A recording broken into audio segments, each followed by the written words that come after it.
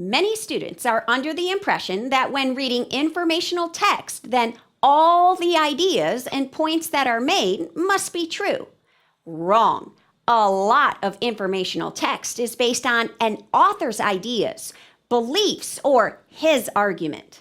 Authors of informational text present their ideas, and they support them with specific reasons and evidence to convince the reader.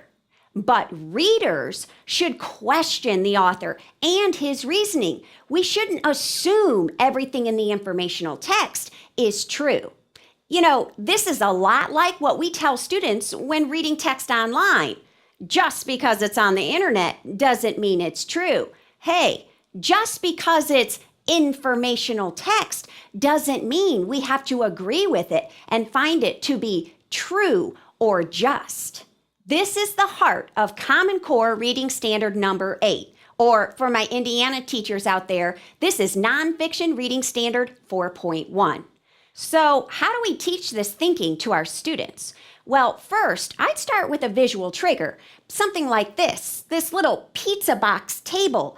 And it's the same icon that I use when teaching students to write with a main idea and supporting details and evidence. Students should be able to infer the author's main idea, his central idea. What's he want us to believe?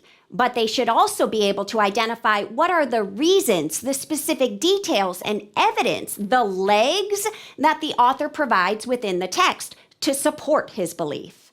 After bringing in that simple pizza box table, I know students kind of understand the basic premise of the standard, but now it's time for them to practice. And I find it easiest to tell students what the author's main idea was. Tell them this is what the author wants you to believe, and then ask them to find the supporting details. How does the author help us believe his statement? Using the same table analogy, I provide students the tabletop. I tell them what the author wants us to think or believe, but I ask them to provide the reasons, details, and evidence of support. What does the author put in the passage to prove his idea or information is true? So initially, I'm doing the heavy lifting. I'm providing the inference, the author's big idea, and asking students to go back into the text and find the legs of support. But you'll want to move eventually to students determining both what's the author's point, what's his message, what does he want you to believe, and how does he get you to believe it. As students read more and more complex text, one of the things that often happens is there's more than one main or central idea. Students need to be able to pick out numerous author main ideas and the evidence that supports each. For those texts, I might use this handout that has multiple tables within it. And again, students have to identify the multiple central ideas that the author is making and which details, which evidence supports that idea. This is the notion of delineating which reasons and evidence go with which central ideas.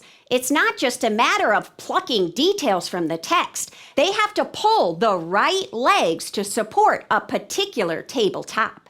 And ultimately, our older students have to evaluate the informational text. They have to go beyond just identifying central ideas and supporting evidence to judging. Is the supporting evidence strong to hold up the author's belief or main idea? That's high-level thinking.